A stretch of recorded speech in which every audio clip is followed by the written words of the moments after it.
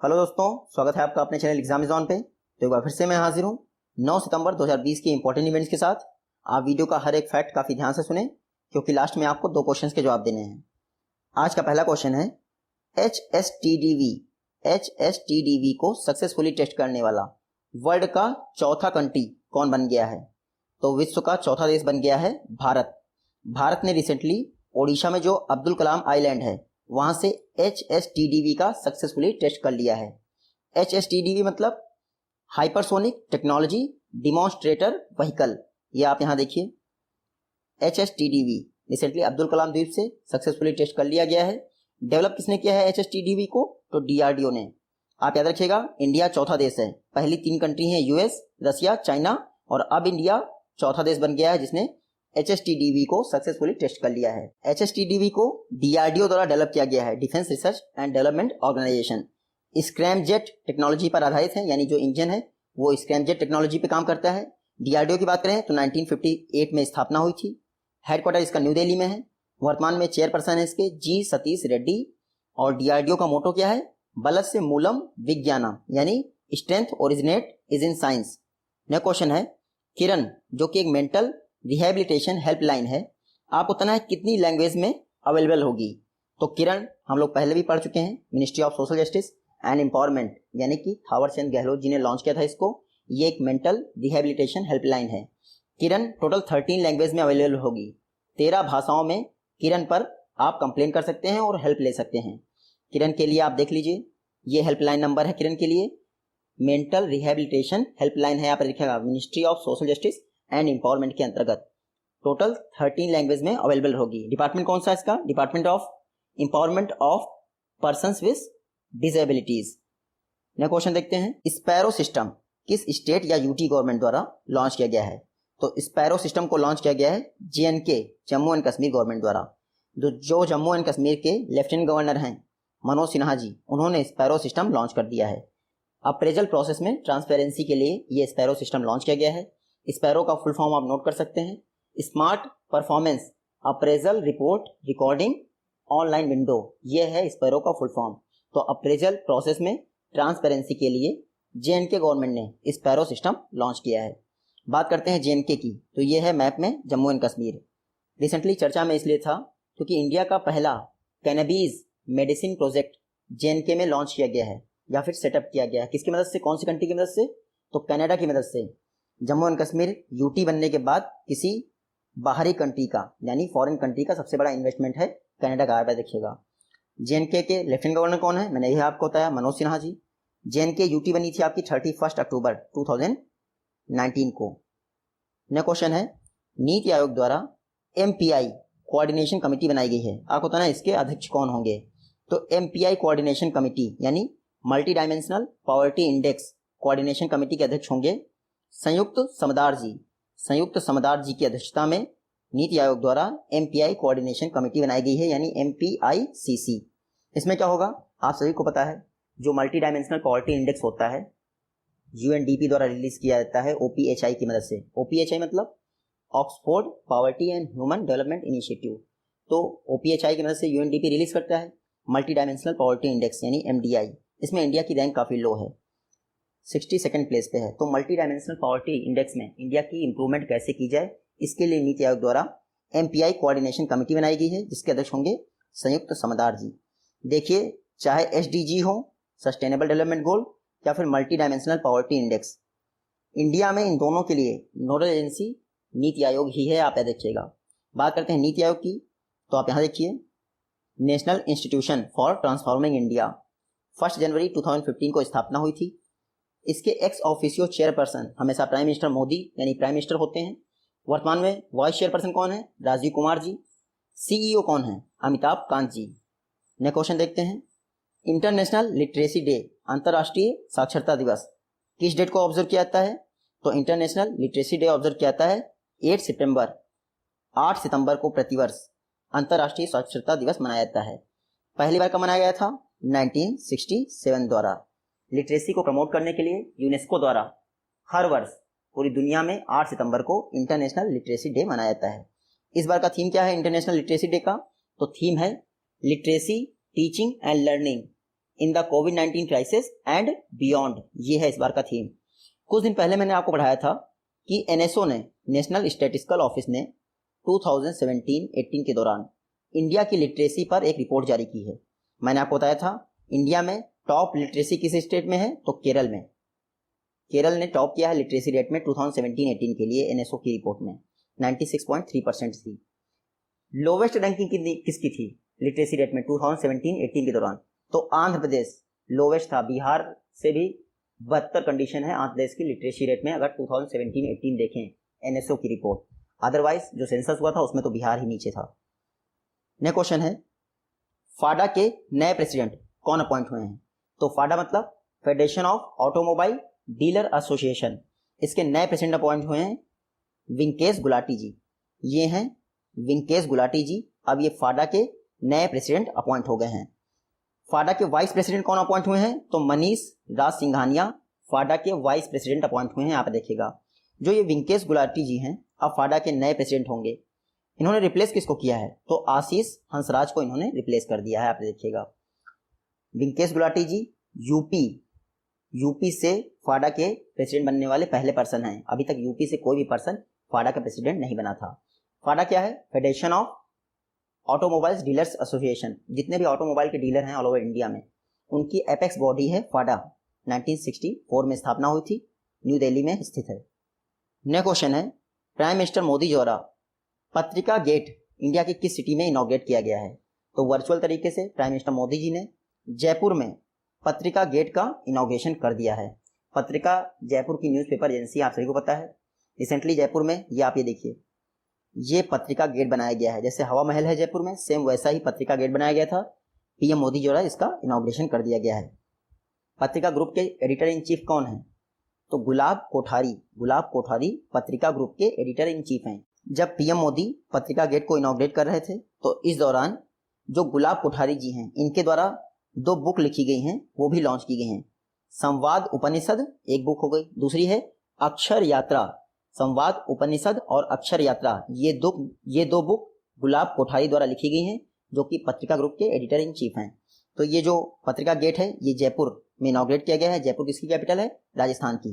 ये मैप में देखिए राजस्थान, जयपुर पिंक सिटी के हिसाब से फेमस है। जो राजस्थान का हाई कोर्ट है वो कहाँ है, जोधपुर में। यहाँ पे देखिए कंफ्यूज मत होइएगा। राजस्थान के सीएम कौन है, अशोक गहलोत। गवर्नर कौन है, कलराज मिश्रा। राजस्थान गवर्नमेंट ने कुछ दिन पहले ही स्वास्थ्य मित्र अपॉइंट किए थे। और ये जो लाइन आप देख रहे हैं ये है रेड क्लिफ लाइन, पाकिस्तान के साथ बॉर्डर साझा करती है। नेक्स्ट क्वेश्चन है, ई स्कीम किस स्टेट या यूटी गवर्नमेंट द्वारा लॉन्च की गई है, तो ई मतलब early childhood care and education scheme launch की गई है जेएनके। रिसेंटली मनोज सिन्हा आप सभी को पता है लेफ्टिनेंट गवर्नर हैं जम्मू एंड कश्मीर के। इन्होंने जो छोटे बच्चे होते हैं प्राइमरी स्कूलों में पढ़ते हैं उनके लिए early childhood care and education scheme launch कर दी है। तो आप ऐसे देखिएगा ई scheme JNK Jammu and Kashmir में लॉन्च की गई है मनोज सिन्हा जी द्वारा। इसके अलावा मनोज सिन्हा जी ने SCERT भी सेटअप किया है जम्मू एंड कश्मीर में। जैसे सेंट्रल गवर्नमेंट में NCERT होता है, national council of educational research and training, वैसे ही जम्मू एंड कश्मीर में एक SCERT होगा, state council of educational research and training. तो आप ये भी याद रखिएगा SCERT जेएनके में स्थापित किया गया है एजुकेशन को इनहेंस करने के लिए। बात करते हैं जेएनके की, तो ये मैप में आप फिर से देख सकते हैं जेएनके जम्मू एंड कश्मीर का खीर भवानी फेस्टिवल, खीर भवानी फेयर होता है जम्मू एंड कश्मीर में, वो बहुत फेमस है। उसके अलावा जब बाइफरकेशन हुआ तो जो पहले Hemis national park Jammu and Kashmir में था अब वो लद्दाख की यूटी में चला गया है। तो आप इतना याद रखिएगा अब वो जम्मू कश्मीर में नहीं है, लेकिन दाचीगाम नेशनल पार्क अभी भी जम्मू कश्मीर में ही है। नेक्स्ट क्वेश्चन है, थाईकुदम पेट्टा ये मेट्रो रेलवे लाइन है, आपको पता है किस स्टेट में इनॉग्रेट की गई, तो थाईकुडम पेट्टा मेट्रो स्ट्रेच है, रिसेंटली केरल के कोचीन में इनॉग्रेट की गई। आप सभी को पता है केरल में मेट्रो रेलवे लाइन बन रही है। तो कोची मेट्रो जो है उसका पहला फेज थाईकुडम पेट्टा स्ट्रेच रिसेंटली इनॉग्रेट कर दिया गया है हरदीप सिंह पुरी द्वारा और जो केरल के सीएम हैं पिनरई विजयन उनके द्वारा। तो आप देखिएगा थाईकुडम पेट्टा ये कोची मेट्रो का एक स्ट्रेच है जिसको हरदीप सिंह पुरी और पिनरई विजयन द्वारा इनॉग्रेट कर दिया गया है। बात करते हैं केरल की, तो यहाँ मैप में देखिए ये है केरल। कुछ दिन पहले ही मैंने आपको बताया था वल्लार पदम वल्लारपदम पोर्ट टर्मिनल इंडिया का पहला ट्रांसशिपमेंट पोर्ट हो गया है और ये कोचीन पोर्ट पे स्थित है। कोचीन पोर्ट मतलब केरल, तो वल्लारपदम भी केरल में स्थित है। केरल के सीएम कौन है? अभी बताया मैंने, पिनराई विजयन। गवर्नर कौन है? आरिफ मोहम्मद खान। केरल का पेरियार टाइगर रिजर्व और साइलेंट वैली नेशनल पार्क तो आप सभी लोग जानते हैं, लेकिन आप एक बात याद रखिएगा, इंडिया की लॉन्गेस्ट रामसर साइट जिसका नाम है वेम्बनाड लेक, वेम्बनाड लेक केरल में ही है। नेक्स्ट क्वेश्चन है, अटल इनोवेशन मिशन ने इनोवेटर्स और एंटरप्रेन्योर्स को सपोर्ट करने के लिए किस कंपनी के साथ पार्टनरशिप की है?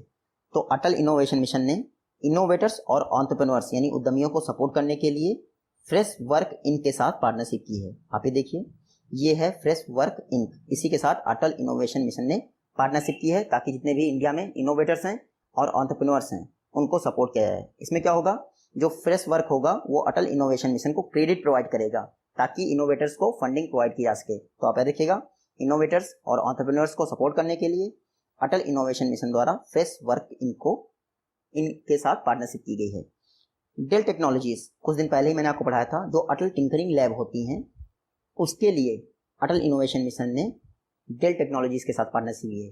तो ये दोनों अलग अलग आप याद रखिएगा। अटल इनोवेशन मिशन की बात करें तो ये नीति आयोग का फ्लैगशिप इनिशिएटिव है, स्टूडेंट्स के बीच में इनोवेशन को प्रमोट करने के लिए लॉन्च किया गया था नीति आयोग द्वारा, तो आप याद रखिएगा। नेक्स्ट क्वेश्चन है, केवी कामत कमेटी ने लोन रीस्ट्रक्चरिंग के लिए कितने एरियाज को आइडेंटिफाई किया है?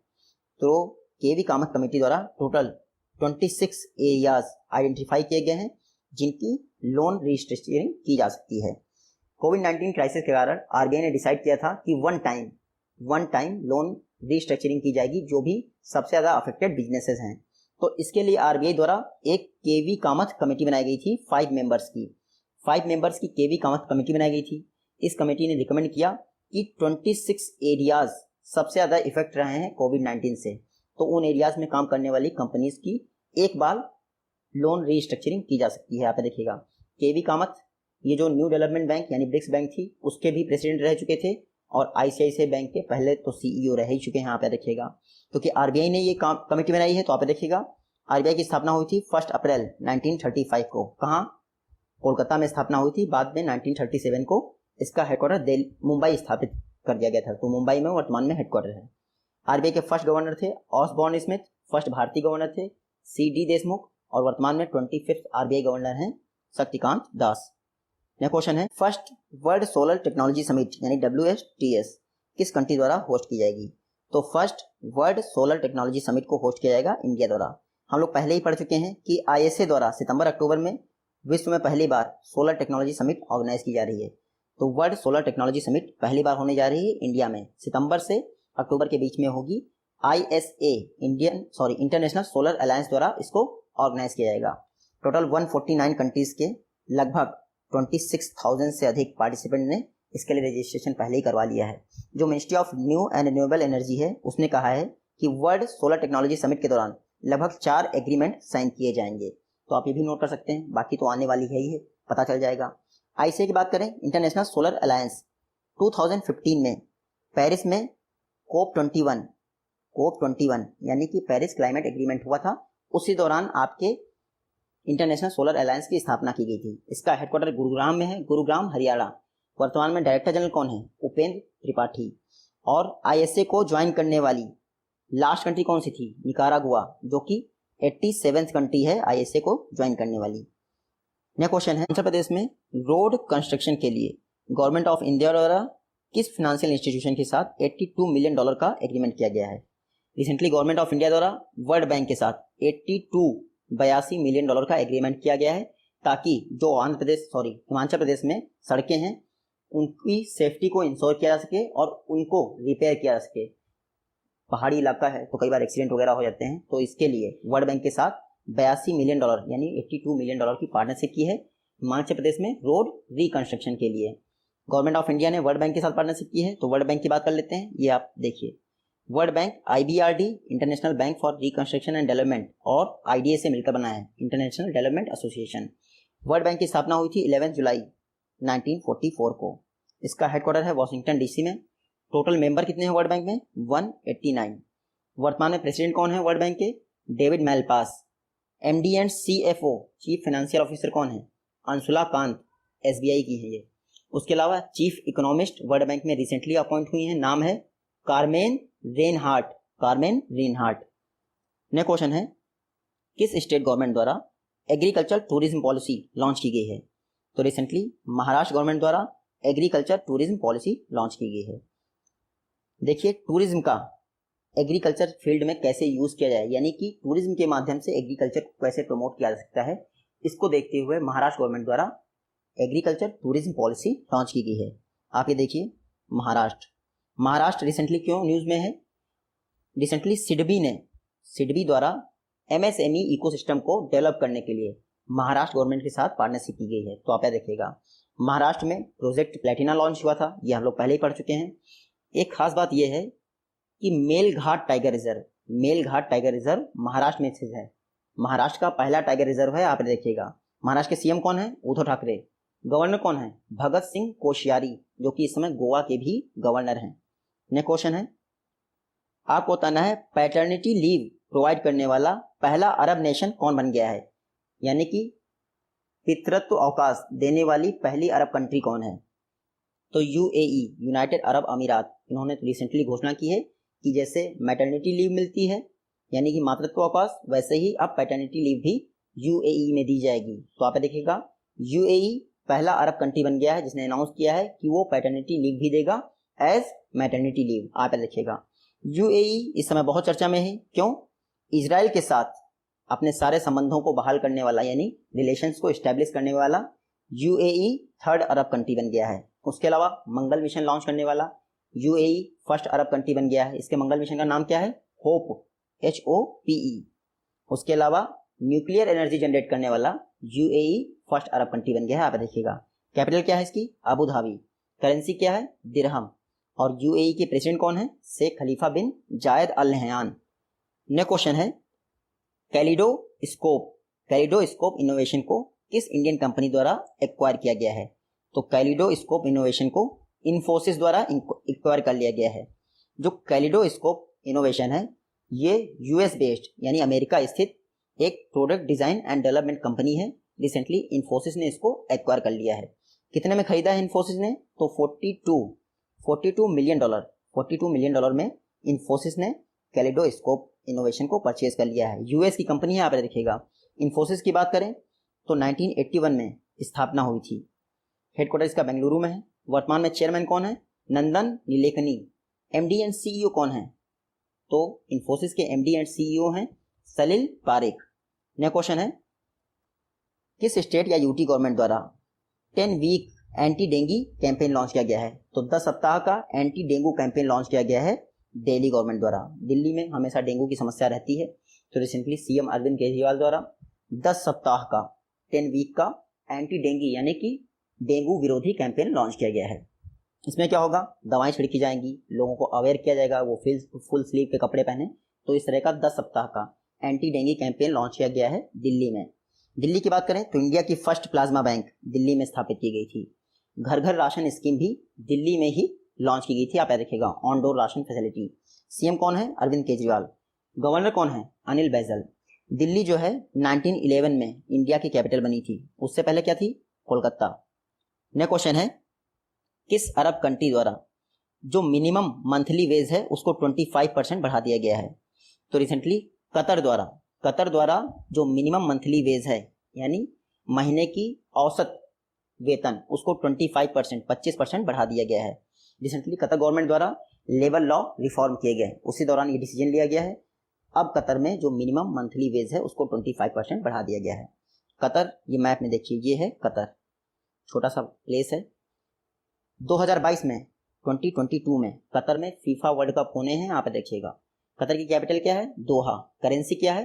रियाल। और प्रेसिडेंट कौन है? प्रेसिडेंट नहीं है, ये प्राइम मिनिस्टर है कतर के। खालिद बिन खलीफा प्राइम मिनिस्टर हैं कतर के। ये हैं प्रीवियस वीडियो के क्वेश्चन और ये हैं आज की वीडियो से क्वेश्चन। आई होप कि आप इनका जवाब दे पाएंगे। जल्दी ही मिलते हैं आपसे अपनी नेक्स्ट वीडियो में। तब तक के लिए take care, goodbye and जय हिंद।